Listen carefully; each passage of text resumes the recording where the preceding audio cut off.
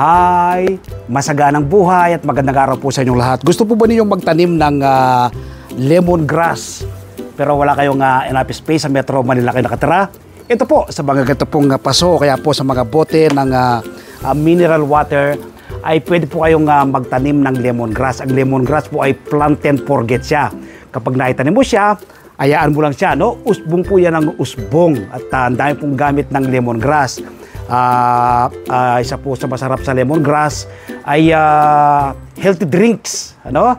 Tapos pampaalis po ng lansa ng mga lutuin. Ang iba po ginagamit to sa pagluluto ng karne or rather litsyong baboy, litsyong manok, ano? Ito po yung kanilang inilalagay sa loob po ng lechon, no? Ito pong lemongrass. Tingnan po ninyo ang ating mga tanim. Napakalulusog po nila, no?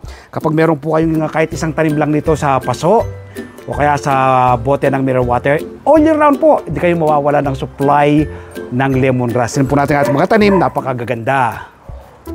So, yun po ang ating tanim na lemongrass. Oh. Tingnan nyo po ang tataba. Oh. Ang tataba, tingnan po may ugat yan. Kung gusto pong mag-propagate, kukuha lang po kayo ng isang usbong lang po yan, tapos ibabaw nyo lang po, itutusok nyo lang po, ano? Tusok-tusok lang po yan. Ito naman ay nasa mga bote lang ng mineral water. Ikutan po natin tanim na lemongrass. Yan. Dati isang piraso lang po yan, ano? Ngayon, kita nyo po siya. Napaka-dami na, no? Yan, gandun. So, yung ating tanim na lemongrass, simpleng-simpleng alagaan at patubuin. Ayan. All year round po, no? Hanggat buhay po yung halaman na yan, hindi ka na po mawawala ng supply ng lemongrass. Ang lupa naman po na pwedeng gamitin sa pagtatanim ng lemongrass, wala pong pinipili, no? Kung ano lang pong available na lupa dyan sa inyong lugar, pwede po, no? Ako nilalagyan ko lang ng kaunting vermicast para maging mataba siya. So ito po, kakita nyo, kaya ang tataba. Ating mga tanim na lemongrass sa paso at sa bote ng mineral water. So magtanim din po kayo nito, ano? Malaki pong katipiran. Kapag tuwing kailangan nyo po ng magluluto kayo, kailangan nyo ng lemongrass, kukuha lang po kayo sa inyong garden. Tulad po nitong ating mga tanim na ito na lemongrass. Palagi ko pong sinasabi, ano, ang makukuha po ninyo kapag kayo nagtatanim ng inyong sariling pagkain, ano, ang pangsahog. Meron din po akong tanim dyan ng sibuyas, meron akong tanim ng luya, ito meron tayong tanim ng lemongrass, no? Iba't ibang uri po ng halaman ang ating tanim sa ating garden, mga fruit-bearing trees, green leafy vegetables, ano?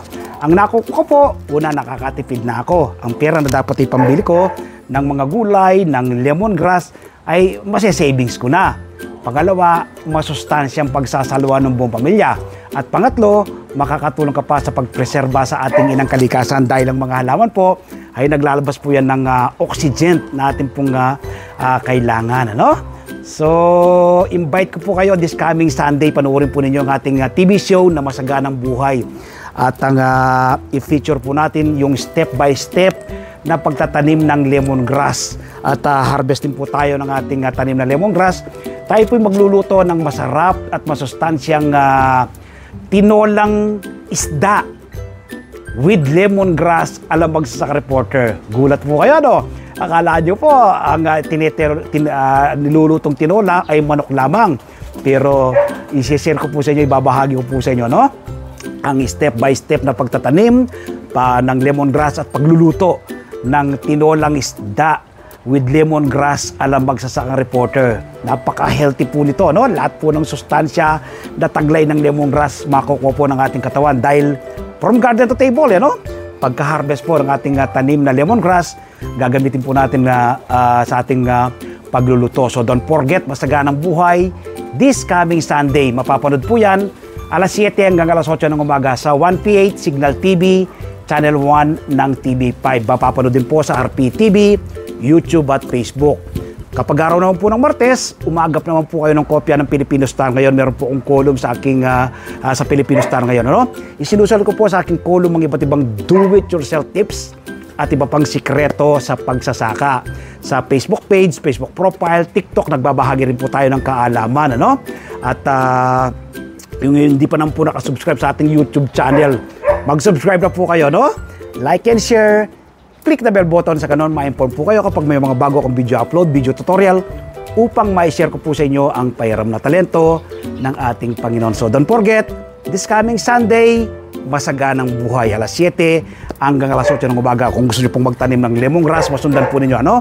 Ang step by step na pagtatanim at ang step by step na pagluluto ng masarap at masustansyang tinolang manok with lemongrass, alam magsasakang reporter. Salamat po. Happy farming. God bless.